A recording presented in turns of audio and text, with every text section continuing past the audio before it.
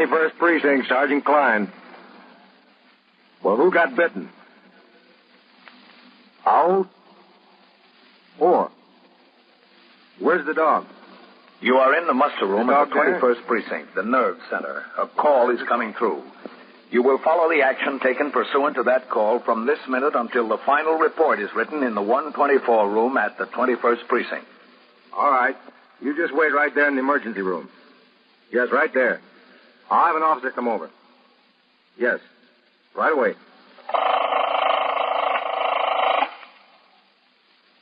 21st Precinct.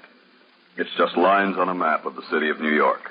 Most of the 173,000 people wedged into the 9/10 of a square mile between Fifth Avenue and the East River wouldn't know if you asked them if they lived or worked in the 21st.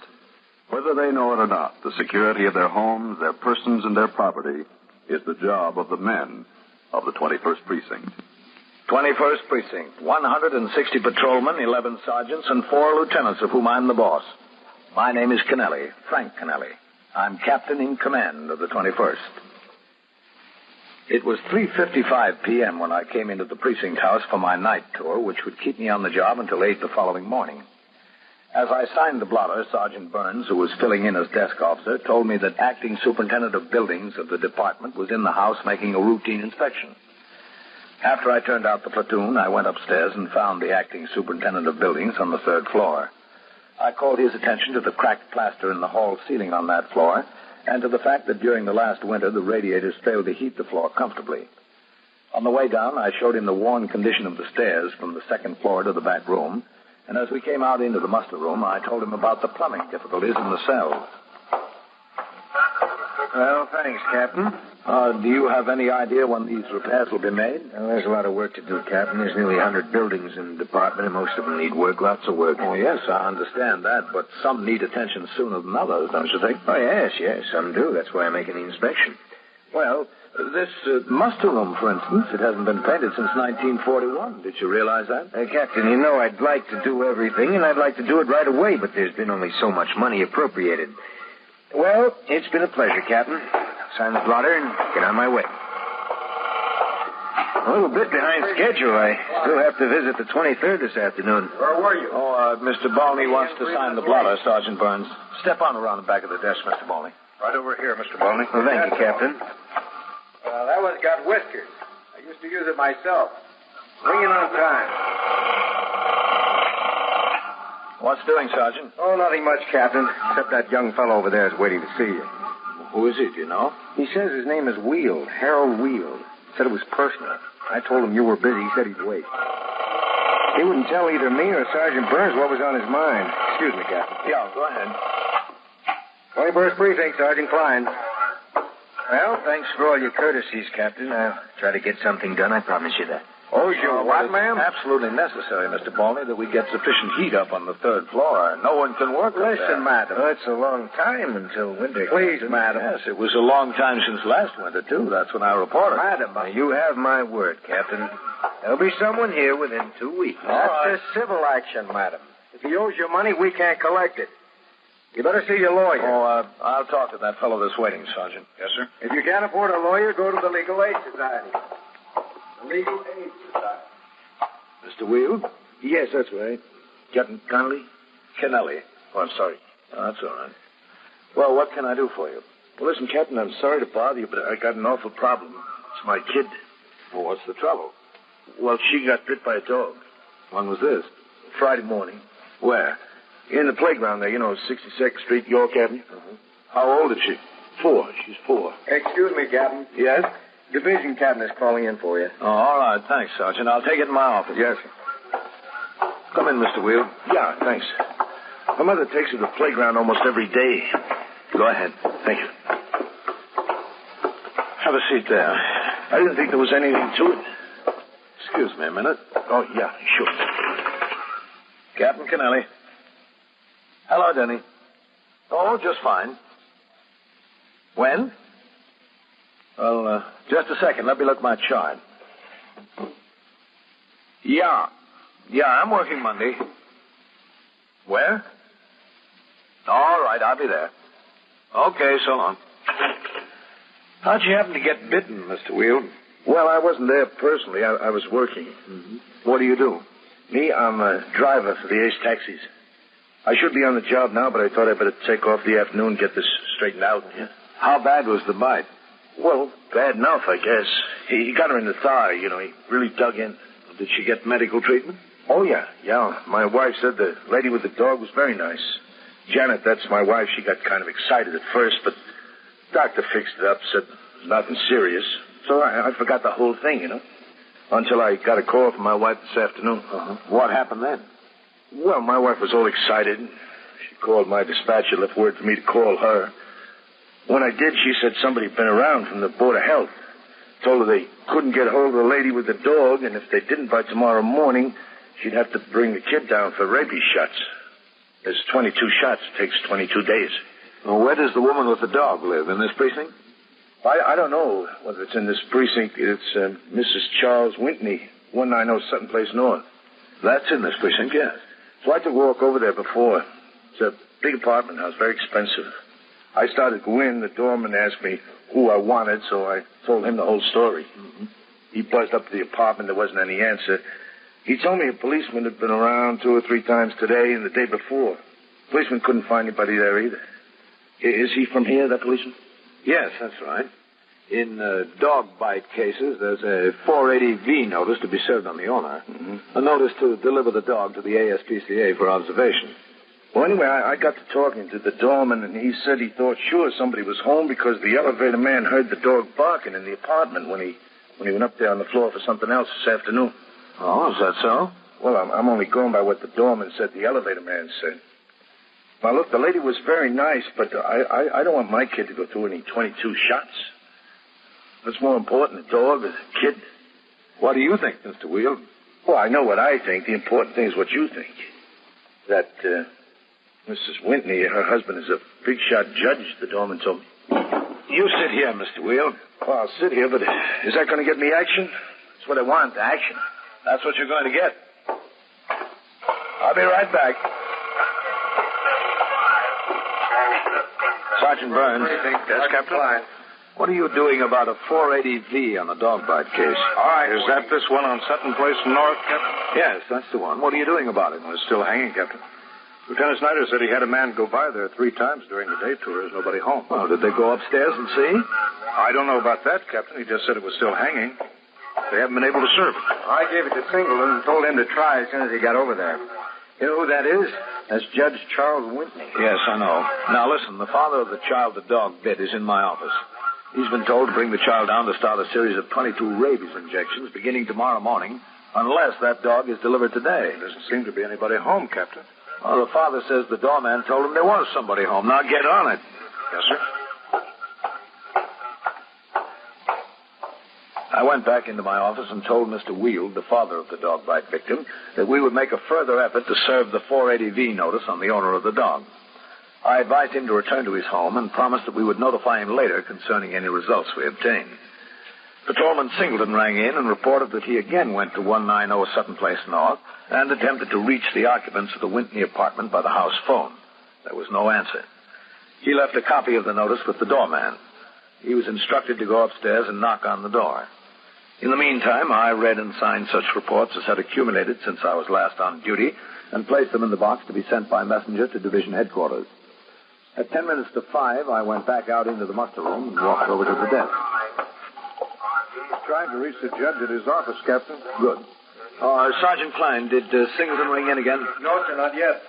Judge Charles Whitney's office, please. I thought this might be the quickest way to get some information, Captain. Well, it might be, yes. Hello?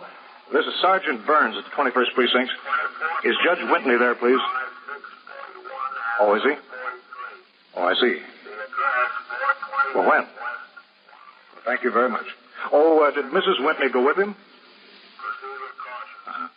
Yes, I see. Well, thank you very much.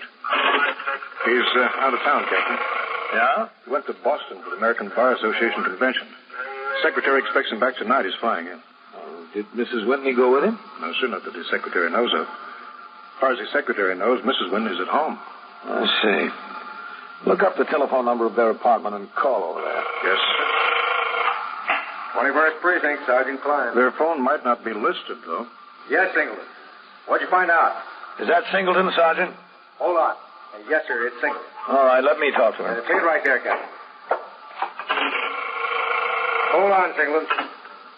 This is Captain Kennelly. Yes, sir. Did you serve that notice? No, sir. Oh, did you go up to the floor? Yes, sir. What happened? Well, I knocked on the door, Captain. There wasn't any answer. Then I heard that dog bark inside. I knocked again. Finally, she came and talked to me through the door. Who came? Mrs. Whitney, Captain. Oh, wouldn't she open the door? No, sir. I told her I had the notice to serve on her to deliver the dog for observation. She said she wouldn't give up the dog. She wouldn't open the door. Did you explain to her that the Department of Health just has to examine the dog, that they won't molest or mistreat the animal? Yes, sir, but she refused to open the door. Where are you calling from now? The lobby of the apartment building. All right. You stay there. I'll be right over. Yes, sir. Sergeant. Yes, sir? Put out a call for a car to come by the house for me. Yes, sir, Captain. She's there, huh, Captain? She's there, yes. So's the dog. She wouldn't open the door. CB, this is Well, did she say why she wouldn't, Captain? No, that's what I'm going over to find out. What if she still refuses? Okay. You get a warrant to go in and get the dog. That won't look very nice. Cops break down judge's door. Some headline. Is this better? 4-year-old girl takes 22 anti-rabies injections. No headline. You are listening to 21st Precinct, a factual account of the way police work in the world's largest city. When you apply... And now back to 21st Precinct and Captain Frank Kennelly. The disease of rabies is almost extinct. This is due almost entirely to the cooperation between police and public health authorities and the strict enforcement of the laws relating to dog bite cases. These laws call for the compulsory observation of dogs and other animals who are carriers of the disease after they have bitten, and for compulsory treatment of human victims bitten by an animal that has escaped. The fact that the disease is now rare does not lessen the strictness of enforcement. The idea is to keep it rare. At 5:05 p.m., the car came by the station house and drove me to 190 Sutton Place North, a new apartment building in a high-rent classification. As we drove up, I saw Patrolman Singleton on the sidewalk in front of the building. The man was standing there talking with him. All right, wait for me here. Hello, Captain. Singleton? Captain, this is Mr. Tedburn. He's the super of the building. The resident manager. Mr. Tedburn? How do you do? You've been waiting down here since you rang in, Singleton? Yes, sir. I really don't see what's all the excitement, Captain. Don't you? The Whitneys are respectable people. He's an important judge. To have policemen running through the halls over something like this, it's ridiculous. Mr. Tedburn, I've just been talking to the father of the girl who was bitten by that dog. If that dog isn't delivered for observation, that 4-year-old girl will have to start a series of 22 injections. Is that ridiculous? Well, I just want to save embarrassment is all. There's no embarrassment on our account. If she'd accept service with the notice, everything would be very quiet and simple. What kind of dog is it, Singleton? Well, the doorman told me a boxer, Captain. That is right, a boxer. Ah, big fellow, hmm? Yes, sir. All right, let's go up. Yes, sir. Do you mind if I come along also? I'd be glad to have you, Mr. Tedburn. You can see that we don't embarrass anyone.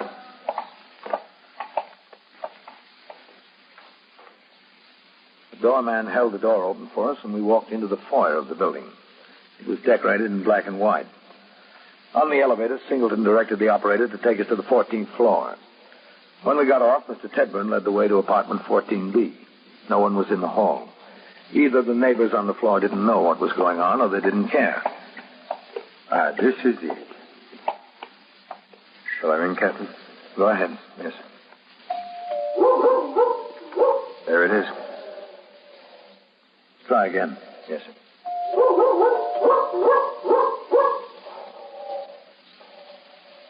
This is Whitney. We're police officers. We want to talk to you. It is a wonder the neighbors haven't complained about that dog. He certainly does raise the roof, doesn't he? This is Whitney. You know, Captain, I'm beginning to more and more see this thing from your point of view. Are you? Under these circumstances, I think I have a right to use my passkey.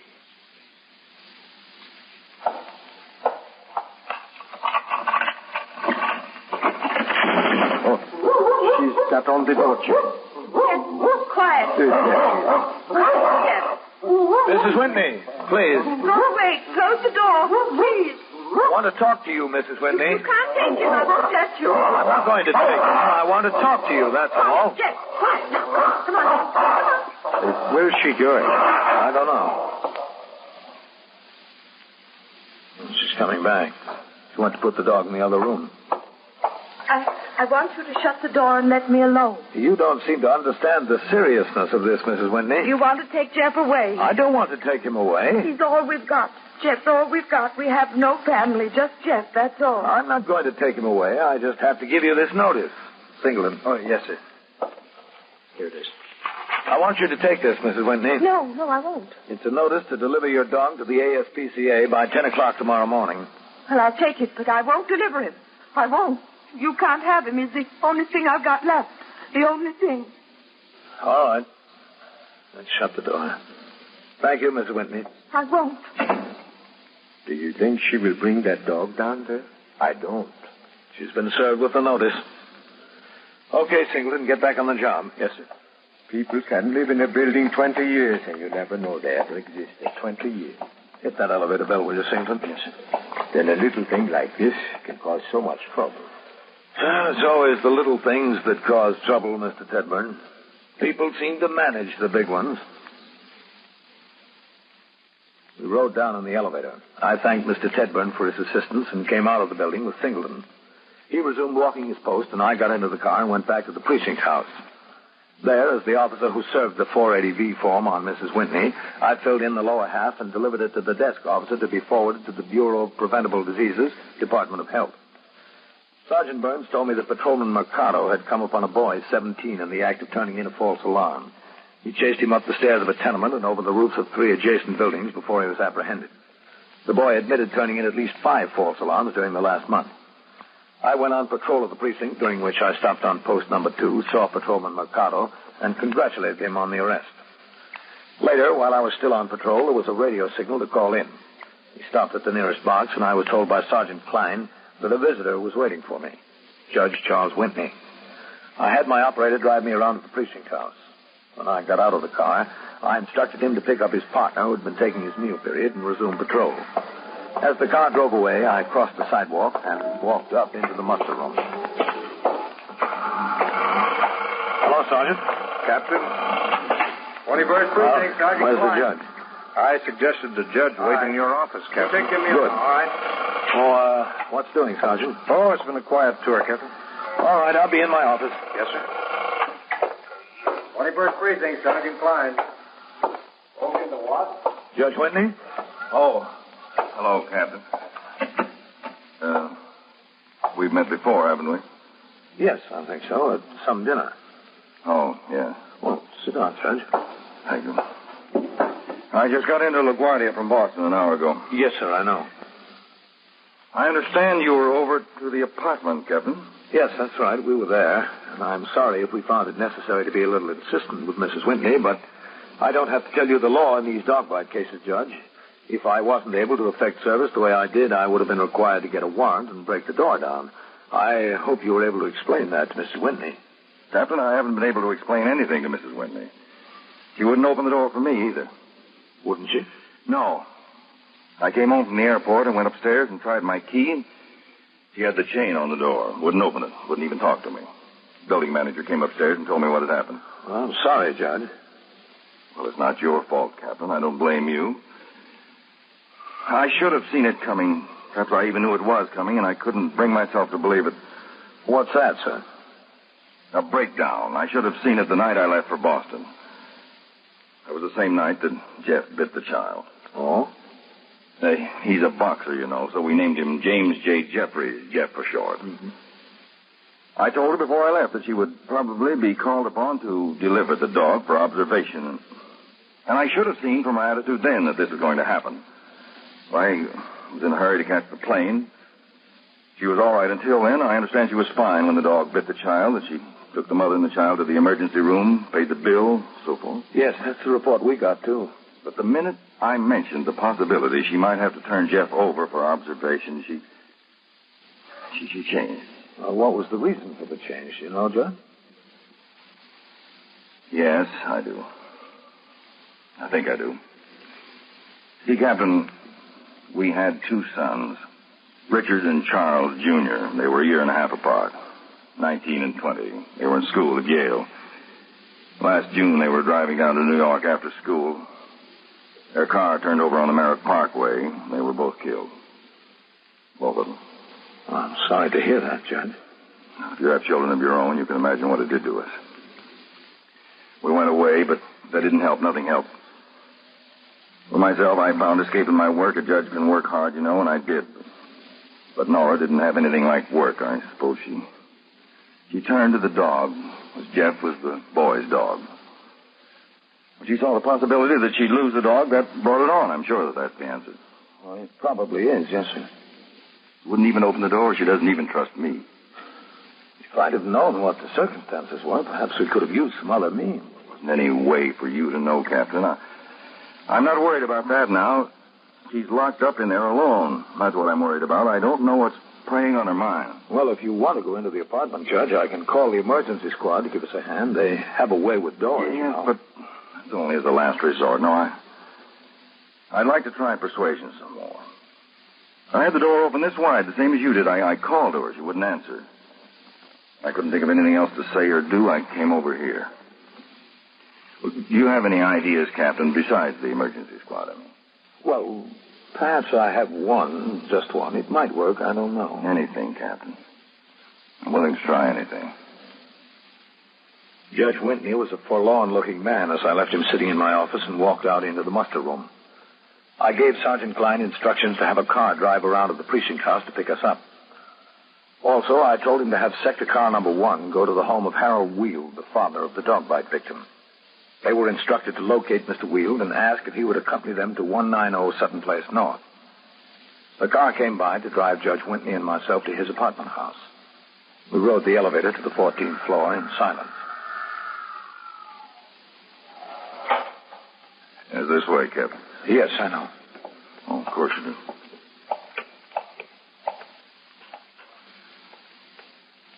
Well, I'd suggest you try your key again, Judge. Yeah, that's a good idea.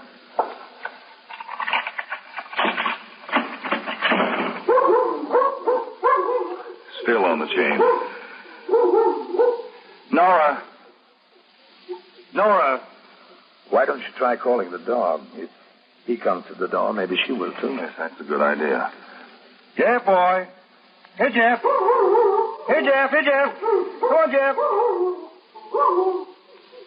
Usually comes when I call him, Captain. Well, I think she has him in the back with the door closed. That's where she had him before. Nora, please come to the door, Nora, please. Nora. Let me try. Mrs. Whitney. Mrs. Whitney. All right, wait till you're right. One of your men, Captain. Oh, yeah. Took a little while to locate him, Captain. Hello, Captain. Judge Whitney and Mr. Weald. Hi. How do you do? Judge, Patrolman Singleton. How do you do? He's nice. He told me about all the trouble you've been having, Judge. I don't like to cause any trouble, but after all, my little girl... I think it's the other way around as far as trouble being caused is concerned, Mr. Weald. Now, don't worry about that. Well, I think you better call the emergency squad, Captain. This isn't going to do any good. Try again, Judge. Once more. All right. Nora. Nora, please come to the door, Nora. Nora. I think she's coming. Please, close the door, Charles. Let me in, Nora. You've got to. Close the door and go away, Sweetheart, now, please. I'm not going to let you in. You're part of the law, too. You're on their side. Mrs. Whitney. Close the door, please. This is Mr. Weald. He's the father of the little girl. Oh, how is she? She's all right, I think, ma'am. I'm sorry. I'm terribly sorry. Jeff never bitten anyone before. I think it was an accident. I think he was just trying to get that red ball she was playing with. Just the red ball. He's a very good dog, really. Yes, ma'am. Are you sure she's all right? We hope she'll be all right. She has to take 22 injections. 22 injections? Why? Because we can't get Jeff to see that he doesn't have rabies. Oh, Jeff doesn't have rabies. You know he doesn't. We have to make sure, ma'am. That's the law. I don't want to hear about the law. That's all I ever hear about. You don't want that little 4-year-old girl to go through 22 injections, do you, Mrs. Whitney? Oh, no. That'd be a shame. Well, it's up to you. It's not up to me. Jeff doesn't have rabies. Anybody can see that. Anybody. When were you told to bring your little girl to the Department of Health, Mr. Wheel? Tomorrow morning, 10 o'clock. All 22 at once? No, ma'am. It takes 22 days. Oh, no. Poor little girl. Now, nothing will happen to Jeff, Mrs. Whitney. Believe me. They'll take good care of him. You'll have him back. They'll keep him. They'll take him away from me, just like everything else. 22 injections. That's right. And she's such a little girl. How old is she? 4. Yes, 4. That's right. She was crying and her leg hurt her. With those little curls with a ribbon. I remember those little curls with a ribbon. I never had a little girl. I always wanted one.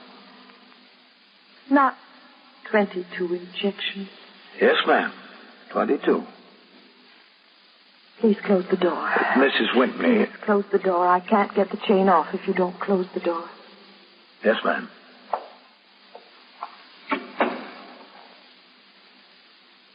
What's she waiting for? All right. Take it easy.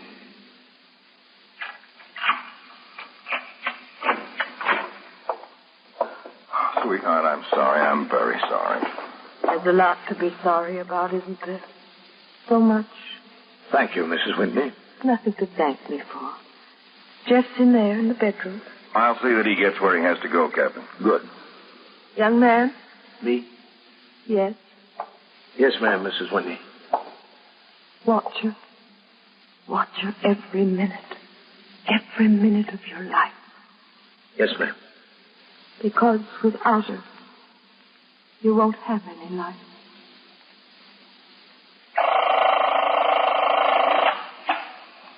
"21st Precinct, Sergeant Klein. He jumped, or he's going to jump? Where is he? On a ledge?